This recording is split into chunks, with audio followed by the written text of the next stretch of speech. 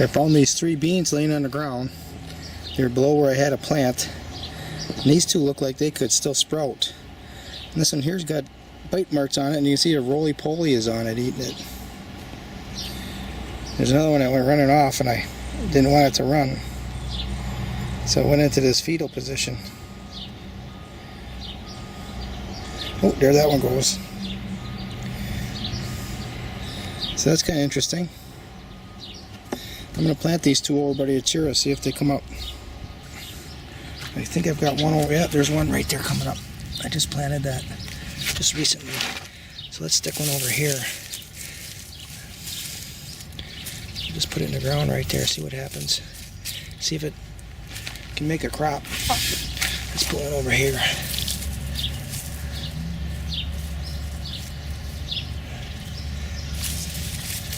Okay, that's interesting. I am trialing a bed with both bush beans and yacon growing together. There you see the yacon. Of course, you know what the beans look like. There are quite a few yacons located in here. There's one under there, there's one there. The yacon's going to grow up and out of the beans. Boy, that one really looks nice and healthy. Look at that. I like that.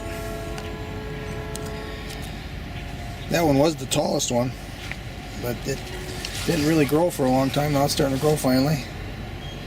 This one hidden way down in here. We'll have to see if it'll work its way out of there. It can. This is pushing the leaves apart. Look at that. He's a bully. He's pushing them away.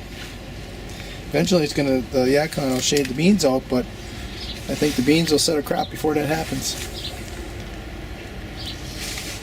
And of course, the beans are going to fix nitrogen.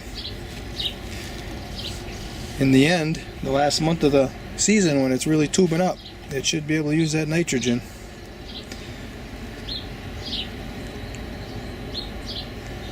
It's pretty cool. On this side we got our climbing bean fence. They're just starting to come. And this one just reached around the corner here, see that? This one Stu is just touching it now. Come on, you can come around this way. Come on, there you go. Help him out a little bit.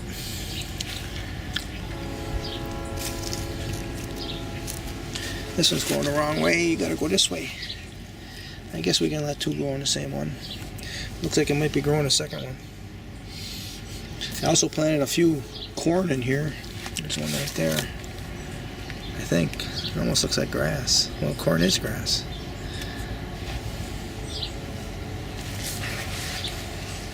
But definitely right there is corn.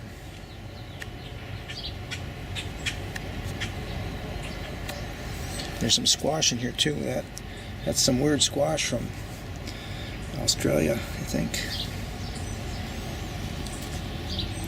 Planted a couple more seeds in here, but that's the only one that came up in this bed.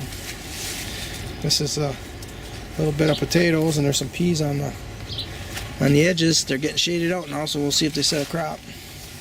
But then the other squash is in here. I better make some room for it because I think it's going to get shaded out too much here.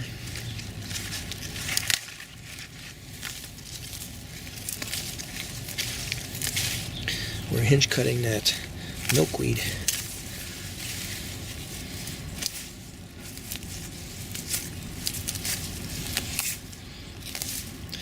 There, that should give it some space here to get some sunlight.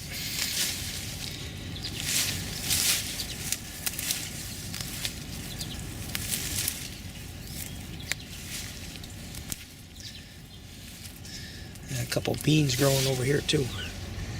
We'll see how they do. There's gooseberries right above them, and right above that there's grapes. That's interesting. This gooseberry has just gone nuts this year.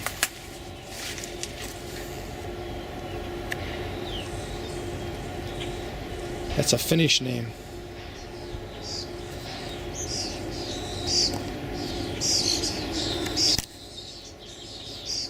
Well, this is our little radish patch. It's starting to go to seed. I've been clipping some of them off. When they go to seed, that's what you get.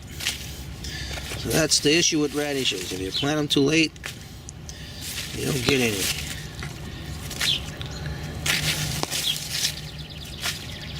So I'm looking at all these ones that I clipped off and ate the seed heads on. That's what I'm taking off of here first. Some of those will be edible.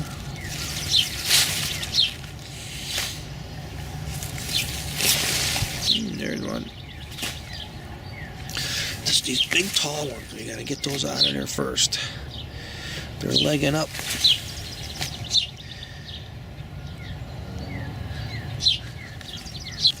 I guess we'll take these two just because they're so densely planted here. Yeah. That one's about to go to seed too. Let's get that out of there. This one too. We might only have 2 days left picking radishes in here. I've probably picked enough to last for 2 days now. I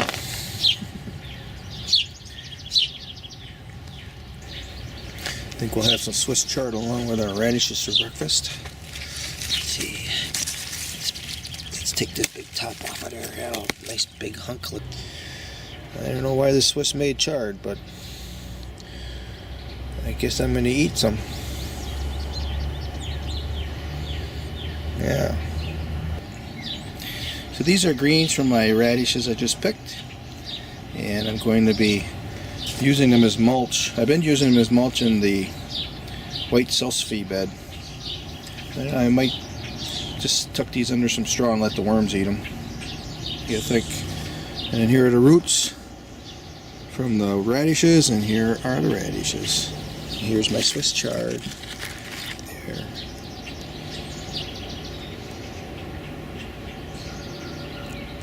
Here's another hardy kiwi that's gone crazy. No male. Well, I got males, but I got 4 blossoms. 4 male blossoms and thousands of females. Next year.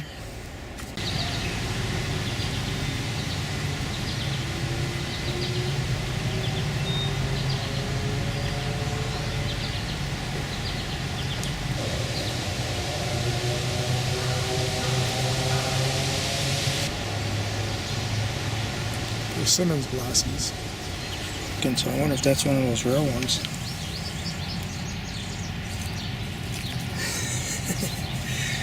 They got their bellies full. Hopefully it's slugs. I transplanted this Geneva kiwi into here.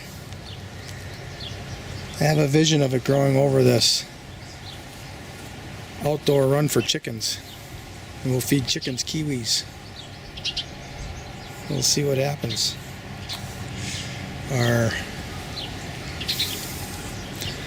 Wolf River apples, there's about 20 or so on them right now. See, I just saw some. There they are. First Wolf River apples for this tree. I think we planted it here in 2013 or 2014, one or the other. Probably 2014. This is to give the shed afternoon shade, the chickens, and provide a crop, and provide a wind stop for this corn, beans, and squash area. And gonna do some grafting on it, so we have some different varieties. Yeah, that's enough. You don't have to light the world on fire just with one tree.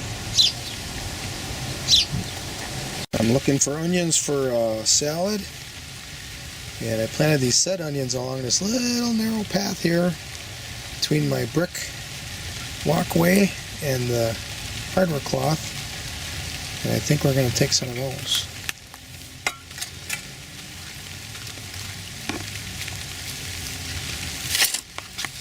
Oh, let's knock that camera out of my hand. I have used these cameras so much. Yeah, it ain't bad. Yeah, they're not bulbed up, but heck yeah. Yeah, that looks nice.